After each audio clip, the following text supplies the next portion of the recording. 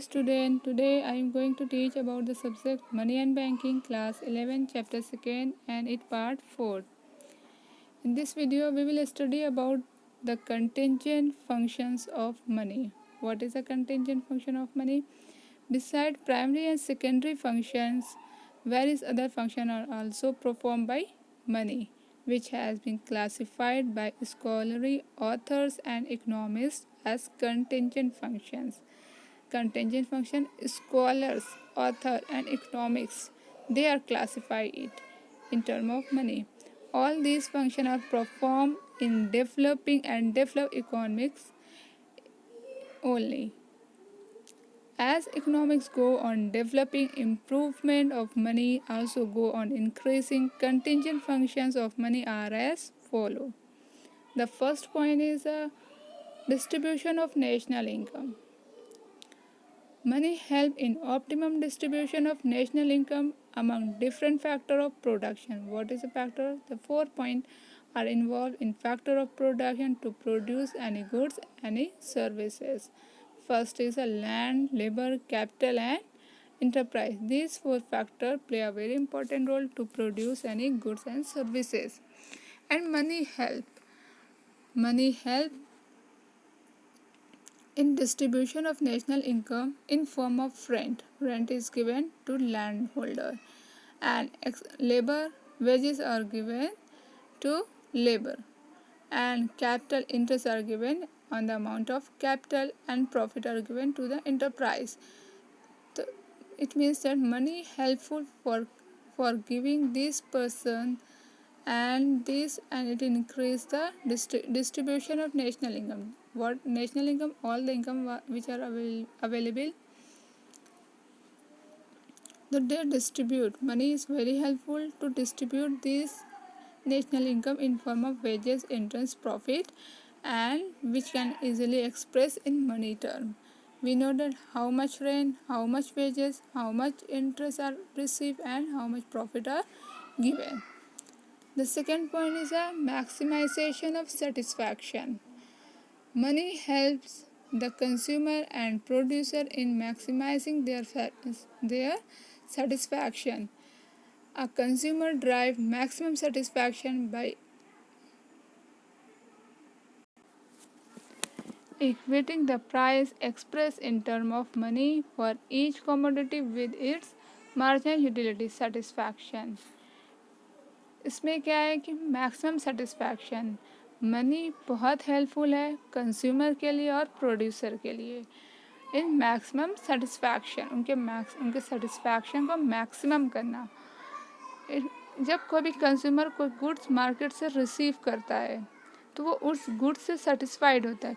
किस फॉर्म में? मनी के फॉर्म में. उसने 10 रुपये का कोई भी सामान खरीदा, they are satisfied with money.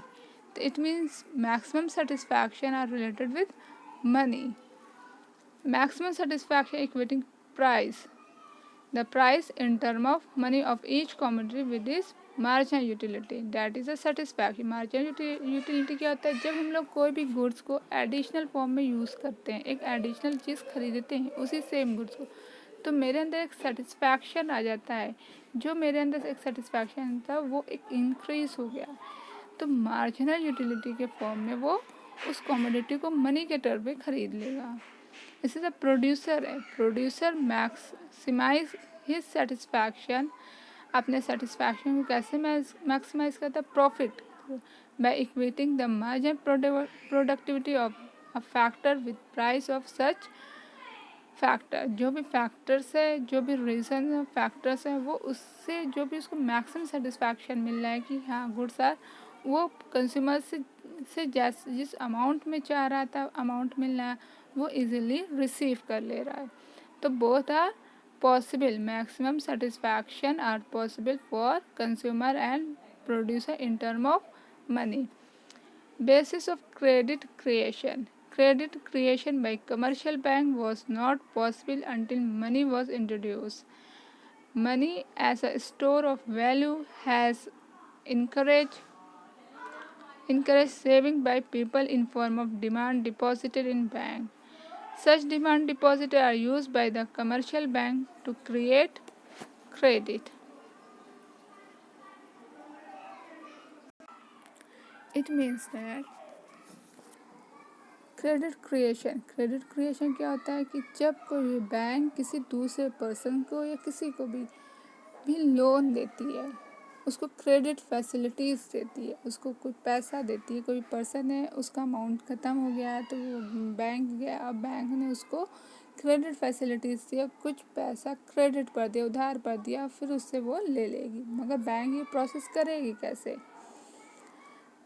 कोई भी डिपॉजिटर, जब बैंक जो है मनी, सबसे पहले मनी हमारे अंदर एक स्टोरेज ऑफ वैल्यू, हमारे अंदर पैसों को स्टोर करने के लिए इंकरेज करता है कि हम मनी को स्टोर करें एज अ सेविंग। अब फिर पीपल्स जो होते हैं उनके अंदर जब वो पैसे स्टोर सेव करते हैं तो वो उसको एक बैंक में डिपॉजिट, बैंक में जाकर उस पैसे को डिपॉजिट कर दिए और बैंक ने उसी डिपॉजिट अमाउंट का यूज़ किया, किसको? To create credit. किसी दूसरे पर्सन को ज़रूरत पड़ी तो बैंक ने, जो पर्सन हम लोग डिपॉजिट करते हैं जो बैंक में पैसा, बैंक उसी पैसे को लेकर के किसी दूसरे पर्सन की हेल्प कर देती है। तो उस पर्सन को बैंक ने क्या किया? क्रेडिट को क्रिएट कर दिया, उधार को क्रिएट कर दिया, बढ़ा दिया। तो this term is also possible for bank when money are possible. In barter system we cannot use such type of facilities and such type of work. Fourth point is the productivity of capital. Money increase the productivity of capital as it is the most liquid asset and it can be put to any use. Due to the liquidity of capital, capital can be easily transferred from less productive uses to more productive uses. It means we know that money is the most liquid asset in comparison to other. That is a machine is also asset, but money come into also asset. It is counted as a liquid asset just like our water. जिस तरह से हम water को जिस तरह से shape दे सकते हैं किसी भी चीज़ में, अगर हम उसको किसी सर्कल शेप में रखते हैं तो वाटर हमारा सर्कल शेप में बन जाता है।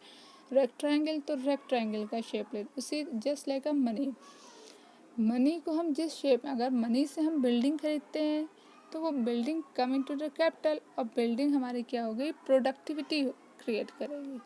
तो मनी से हम बिल्डिंग को परचेज़ किया तो मनी का शेप बिल्डिंग में बदल गया।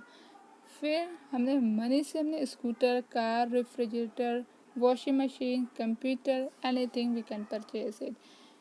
The reason is that it is a liquid asset. And जो भी अब उससे हमने कैपिटल में उसको कन्वर्ट कर दिया। अब कैपिटल जो हमारी प्रोडक्टिविटी पे हेल्प करेगी। तो this thing is only possible in money, not in barter system. Guarantee of solvency.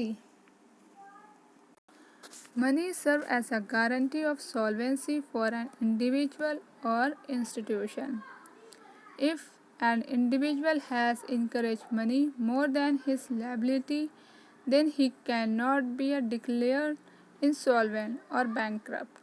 Due to this reason, the individual and firm keep large amount of money to meet unexpected needs.